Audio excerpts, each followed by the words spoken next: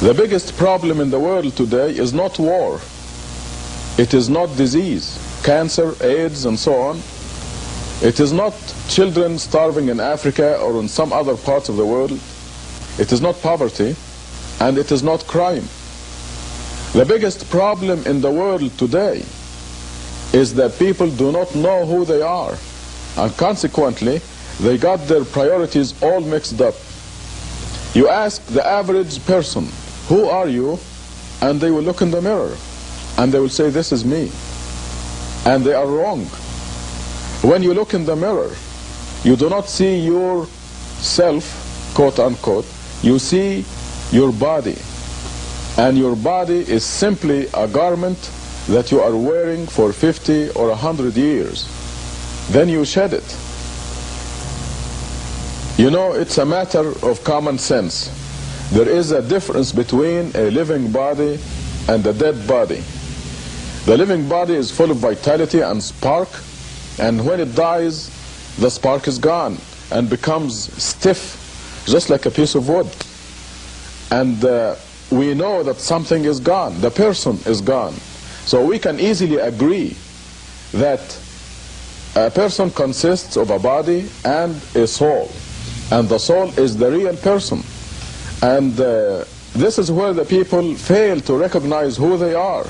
If they knew that the body is not them, they will rearrange their priorities and they will pay more attention to themselves, their selves, not their bodies. A person goes to school for many, many years, works hard, takes examinations, and even after school he gets a job to make some money and so on. All this to care for the body, a vanishing entity that will become stiff, dead someday. And when that day comes, almost everyone will look at that lifeless body and say, for this thing, I went to school, I worked hard, I took examinations, I earned a lot of money, and I spent it all to care for this thing, this vanishing, stiff part of me. What did I do for myself? There is something that you must do, and this is what life is all about. We have to rearrange our priorities, and this cannot result without knowing that I am a body and a soul, and I must put the body in the service of the soul.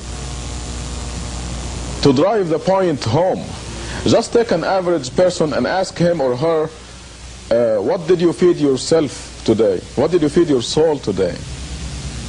Let's start with the question, what did you feed your body today? And they will tell you, I gave my body breakfast, lunch, dinner, numerous snacks, but they gave nothing to the real person, to themselves. What did they feed themselves? We nourish the babies when we are born. We give the baby milk and so on, and then the baby grows, becomes a child, and we give him potatoes and meat and rice, and the body grows to 5 or 6 feet. But what did we do for the real person? This is the major question that we're addressing right now. This is what life is all about. People are giving attention to the vanishing entity and totally ignoring the real person.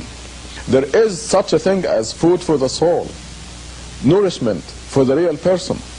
And now the new thing that I have for you is tangible evidence that there is food and nutrition for the real person.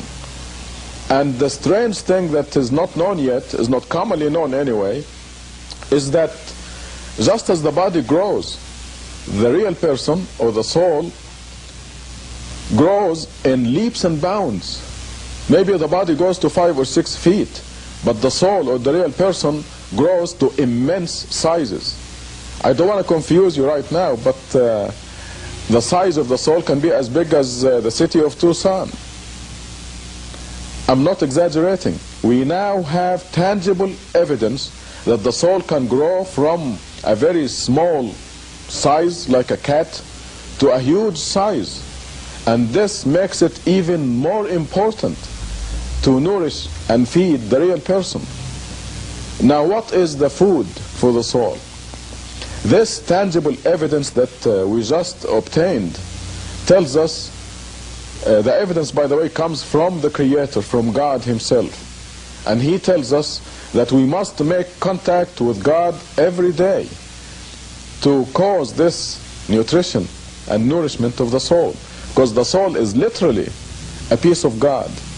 And God says, if you have anything to do with me, with God, your soul will grow. If you remember, in the Bible at the beginning, God said He breathed into Adam the breath of life. So the soul is part of God's breath. And if we have anything to do with God, we grow. However, there is a specific set of nutrition that we can offer to ourselves. Another question that illustrates this biggest problem in the world, namely that the people do not know who they are, is that you ask the average person, how old are you? And he or she will give you a number somewhere between 15 and 85 years old. Wrong. Again. Any person, the real person, is a few billion years old. And this is the new information that we obtained from this new tangible evidence. You can easily see the problem if we illustrate a little bit how the human being consists of two entities.